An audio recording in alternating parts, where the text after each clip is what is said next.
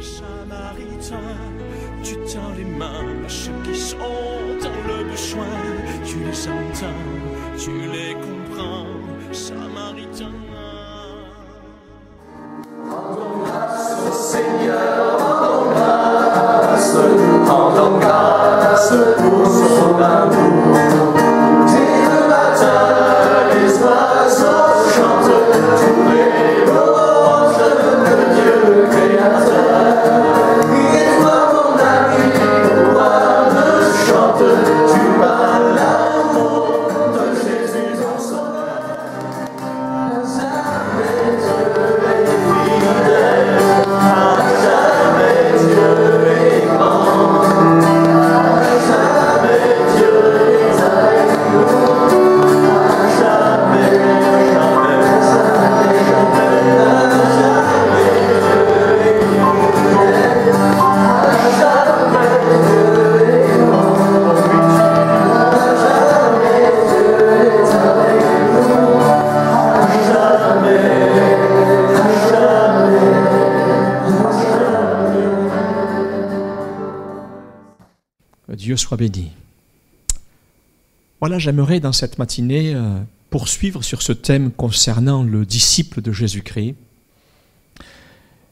Et nous parlions il y a quelque temps de cela que le disciple devait être à l'image de son maître. Dimanche dernier, Cédric nous parlait de la vie de renoncement du disciple. Et j'aimerais aborder ce matin cette simple pensée: pas de disciple sans discipline. Et je vous invite pour cela à lire avec moi deux lectures. La première, nous la trouvons dans le livre de Josué au chapitre 7, verset 1er. Livre de Josué, chapitre 7, verset 1, une assez longue lecture.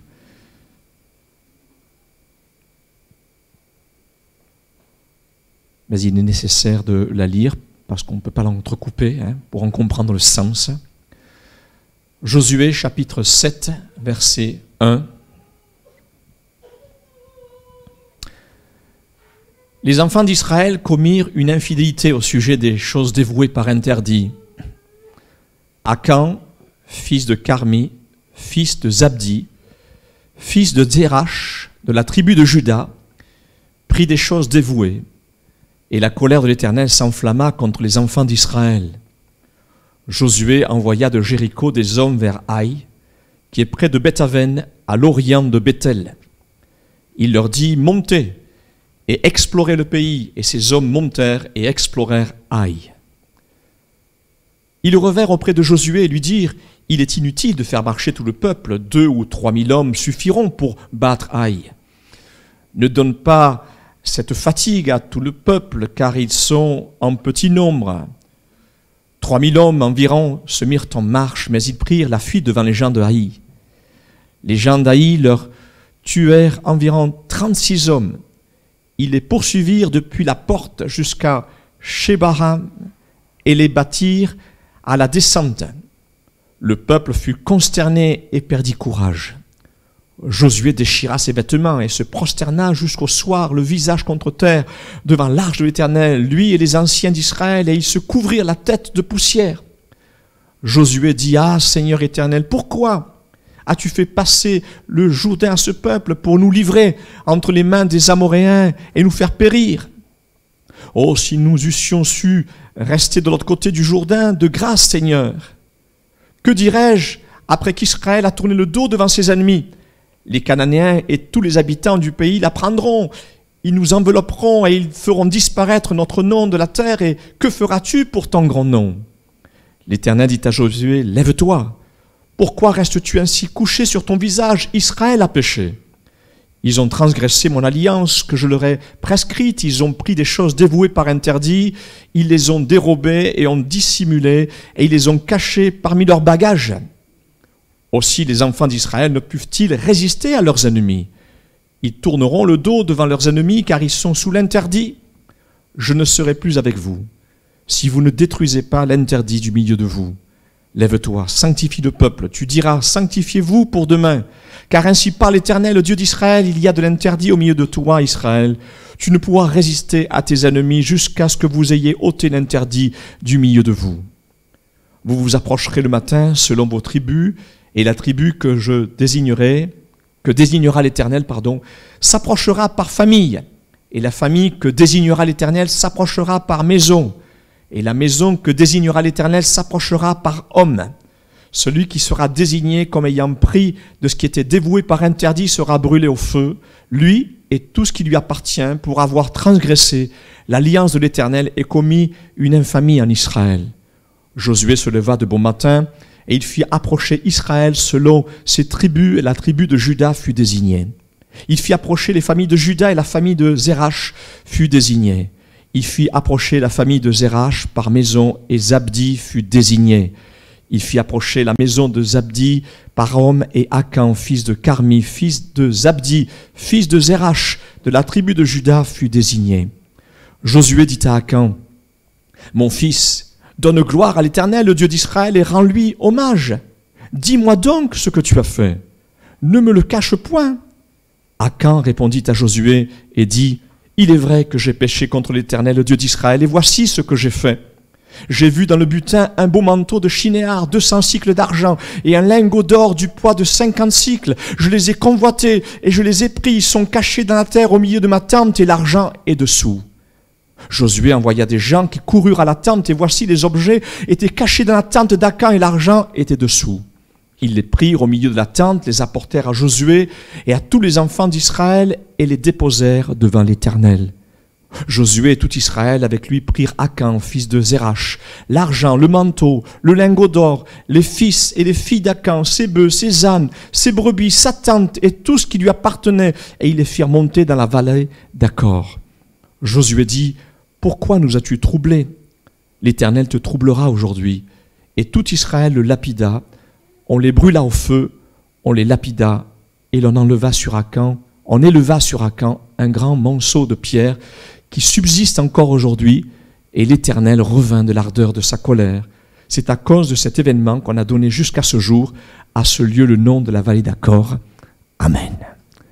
Et la deuxième lecture que je vous propose, nous la trouvons dans le livre des Actes des Apôtres, au chapitre 5, verset 1. Lecture que nous pouvons mettre en parallèle avec cette première lecture. Actes des Apôtres, chapitre 5, verset 1. Mais un homme nommé Ananias, avec Saphira sa femme, vendit une propriété et retint une partie du prix. Sa femme le sachant, puis il apporta le reste et le déposa aux pieds des apôtres. Pierre lui dit, « Ananias, pourquoi Satan a-t-il rempli ton cœur, au point que tu mentes au Saint-Esprit et que tu aies retenu une partie du prix du champ? S'il n'eût pas été vendu, ne te restait-il pas? Et après qu'il a été vendu de prix, n'était-il pas à ta disposition? Comment as-tu pu mettre en ton cœur un pareil dessein? Ce n'est pas à des hommes que tu as menti, mais à Dieu. » Ananias, entendant ces paroles, tomba et expira. Une grande crainte saisit tous les auditeurs.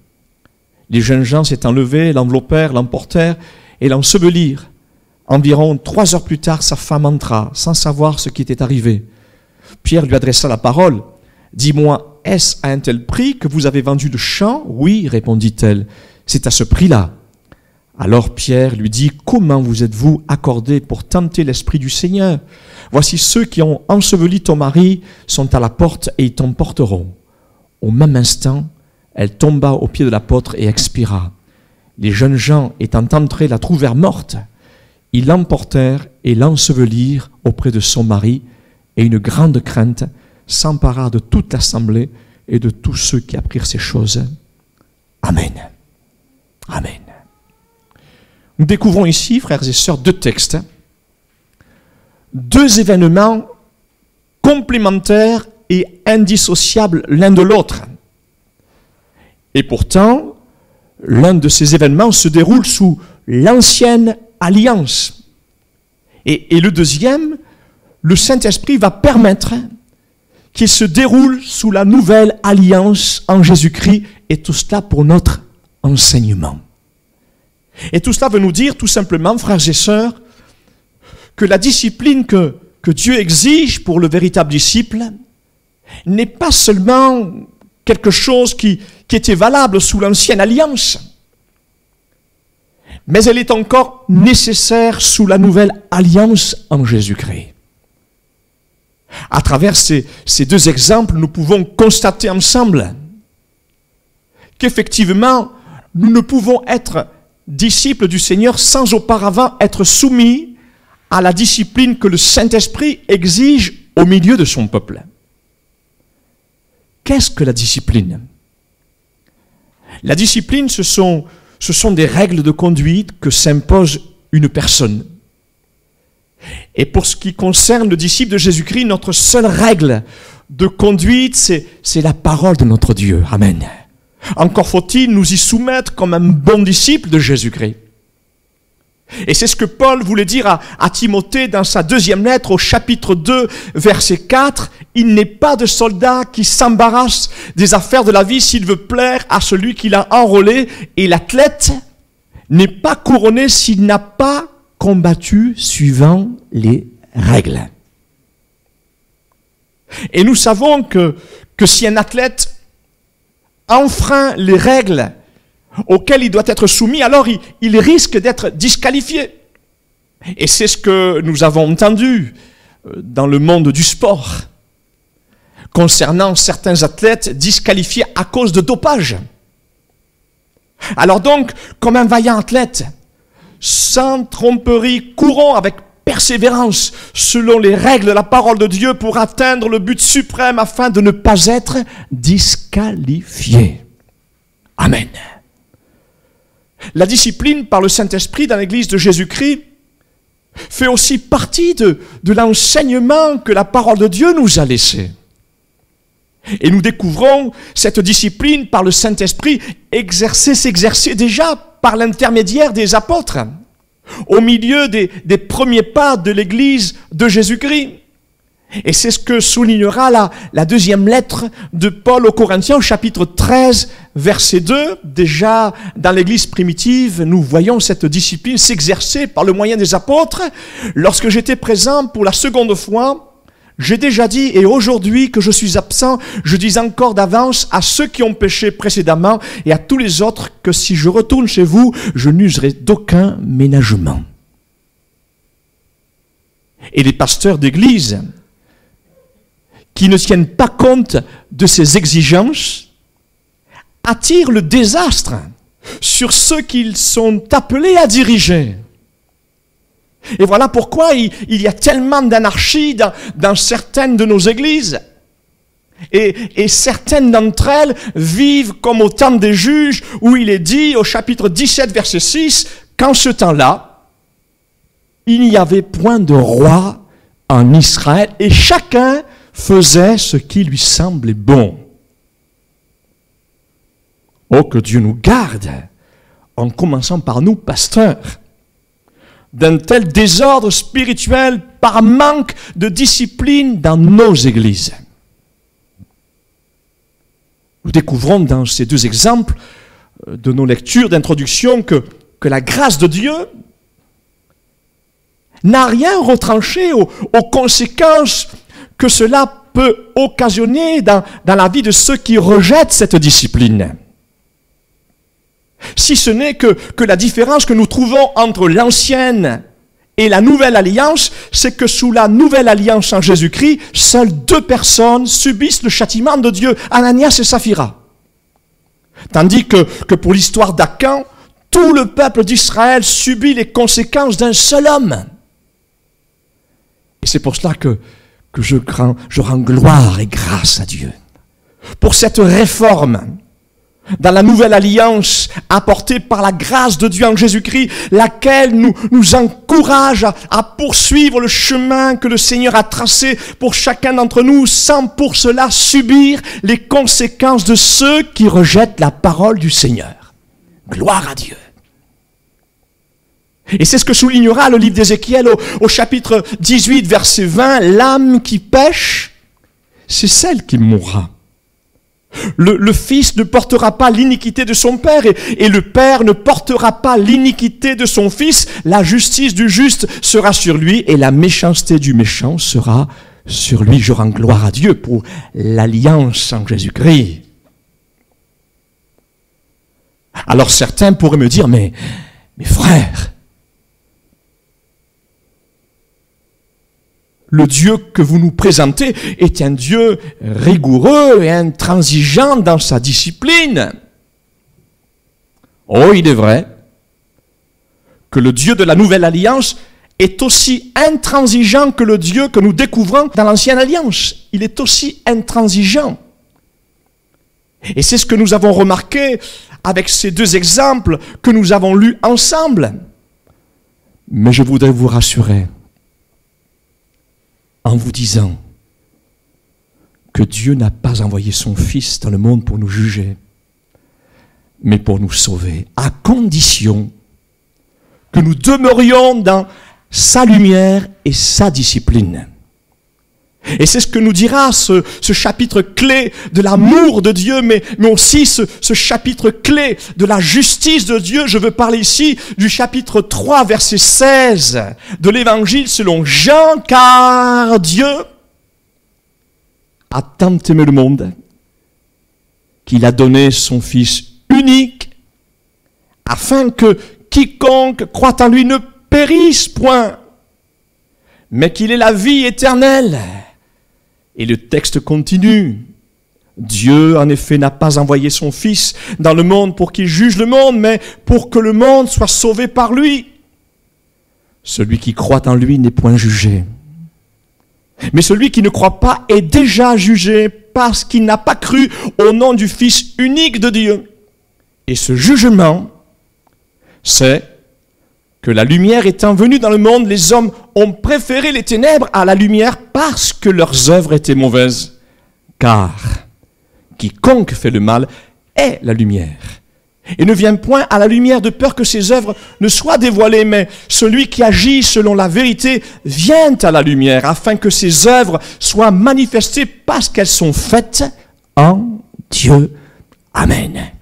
Et ce fut l'attitude qu'Akan, Ananias et Saphira adoptèrent face à la lumière de la parole de Dieu. Ils ont haï cette lumière en dissimulant leur péché dans leur cœur. Pour Akan, il est dit qu'il cacha dans sa tente, dans sa maison, des choses que Dieu avait interdit de prendre dans la ville de Jéricho, ville précédente qu'ils combattirent par la puissance de l'Éternel. Et le texte nous donne les détails de ces choses. Un beau manteau de chinéa, 200 cycles d'argent et un lingot d'or du poids de 50 cycles. Ils étaient là, enfouis dans la terre, au milieu de sa tente. Nous ne savons depuis combien de temps. Mais assez de temps pour que Akan puisse renoncer à ces choses. Mais il ne l'a pas voulu. Jusqu'au jour où Dieu révéla à Josué le péché caché d'Akan. Et pour ce qui est d'Ananias et Saphira, eux aussi, à l'image d'Akan, ils vont commettre la même erreur. Ils vont mentir au Saint-Esprit au sujet d'une somme d'argent qu'ils avaient décidé de donner pour l'œuvre de Dieu, faisant croire qu'ils avaient donné la totalité qu'ils avaient promis au Seigneur, alors qu'ils avaient retenu une partie qu'ils cachèrent au plus profond de leur cœur.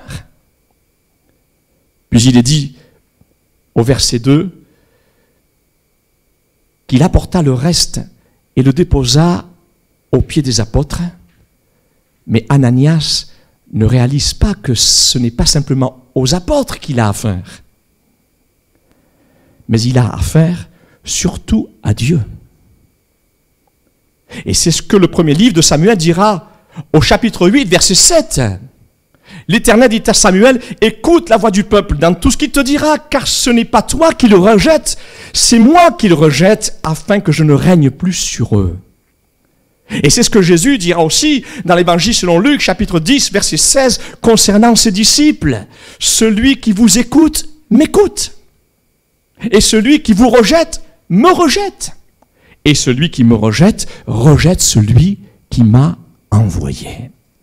Et c'est ce que Ananias va adopter comme attitude cachotière face aux disciples, mais aussi face à Dieu. Le verset 2 nous dit qu'il apporta le reste. Il apporta le reste. Tiens, prends le reste. Il apporta le reste aux pieds des apôtres comme si Dieu était un mendiant. Il apporta le reste comme si Dieu était un mendiant. C'est comme si Ananias avait dit au Seigneur, écoute Seigneur, on t'a apporté cet argent, on a fait ce qu'il fallait, contente-toi de cela et tais-toi. C'est un peu la même chose, hein?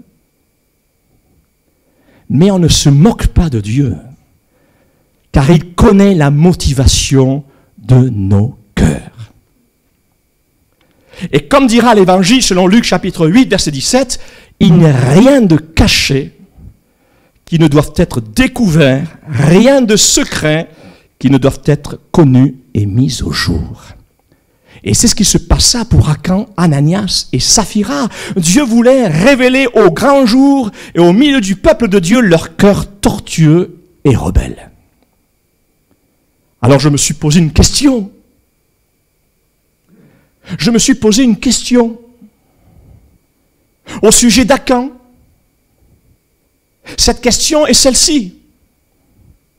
Mais pourquoi, Seigneur, toi qui es miséricordieux et compatissant, comment tu as pu faire périr Akan alors qu'il est dit au verset 20 que Akan a confessé son péché? C'est ce que nous lisons. Akan répondit à Josué et il dit, il est vrai que j'ai péché contre l'Éternel, le Dieu d'Israël, et voici ce que j'ai fait. Alors je me suis dit, mais il t'a confessé son péché. Mais pourquoi? Pourquoi, Seigneur? Mais comment se fait-il que Dieu exerce tout de même son jugement et pourtant d'autres hommes, sous la loi, tels que David et bien d'autres, ont commis des infidélités. Ils t'ont confessé leurs péchés et tu les as graciés, Seigneur. Mais pourquoi pour Akan, il n'en est pas de même? Je me suis posé cette question.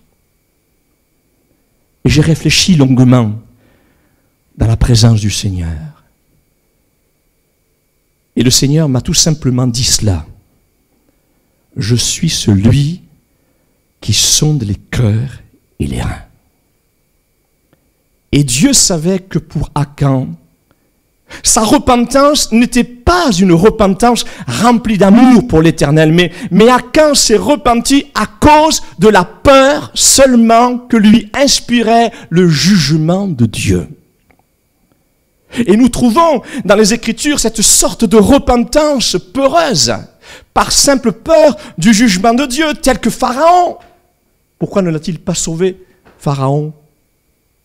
Pourtant, il est dit que lui aussi, il s'est repenti.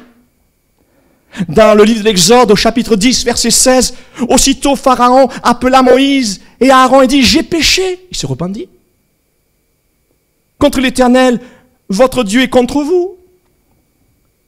Mais nous découvrons par la suite que le cœur de Pharaon n'était pas droit devant l'Éternel, puisqu'il continuera à s'opposer à sa volonté et l'Éternel exerça son jugement sur lui et sur ceux qui le suivirent. Et ce fut le cas également de la repentance du roi Saül.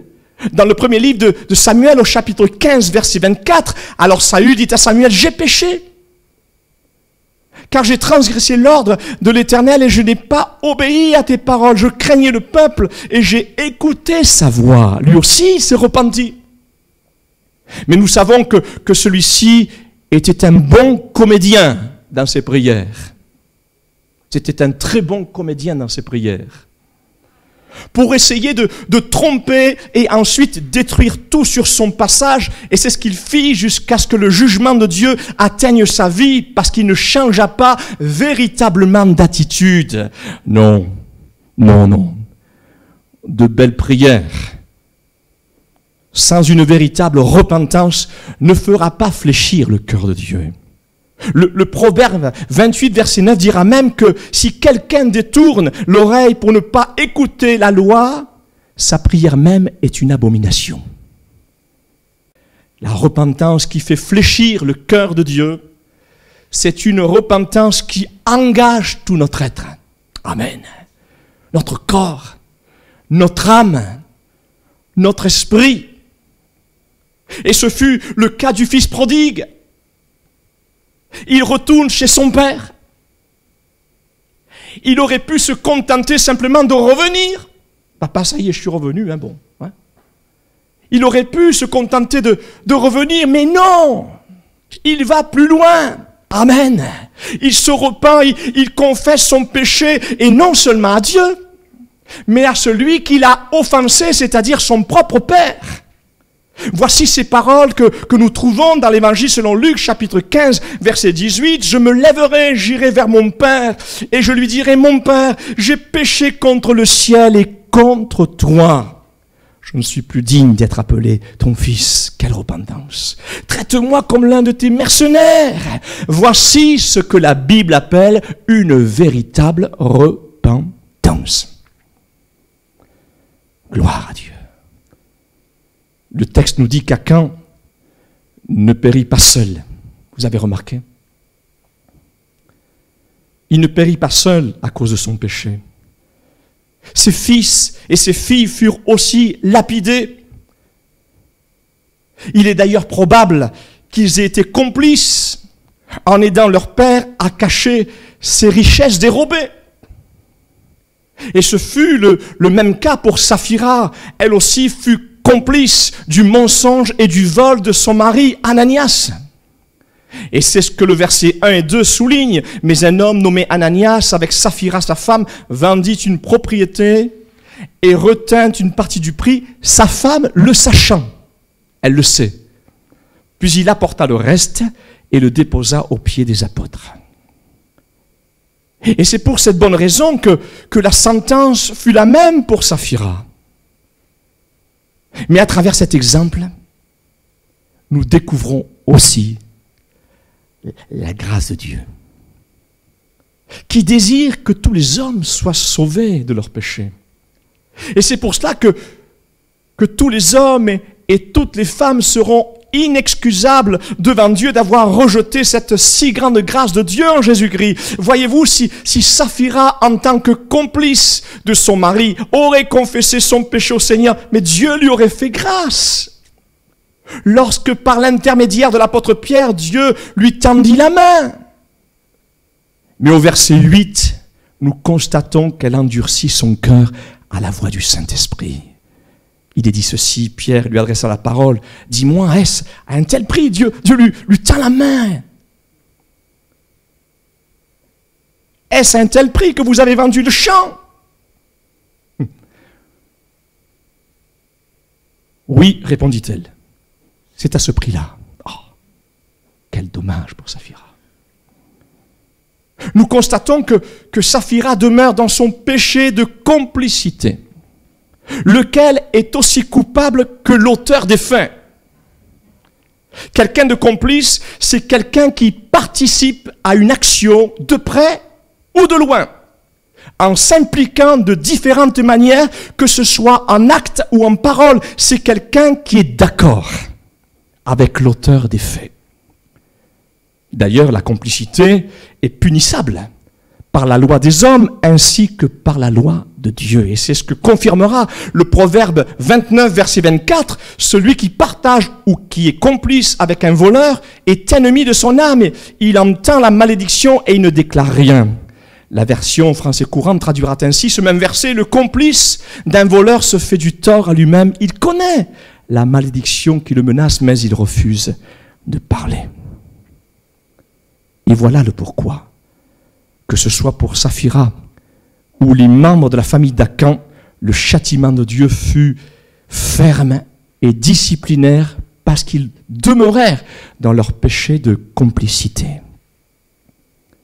Ô Seigneur, je voudrais terminer par ces paroles. Éveille chaque matin mon oreille. Amen. Pour que j'écoute comme écoute de véritables disciples, sans rejeter ta discipline. Amen. Parler de foi, t'amourer de vérité, mais je charge de conduite, mon âme est transformée, un vent de liberté a soufflé sur ma vie, j'ai rencontré le bon Samaritain. Samaritain, Samaritain,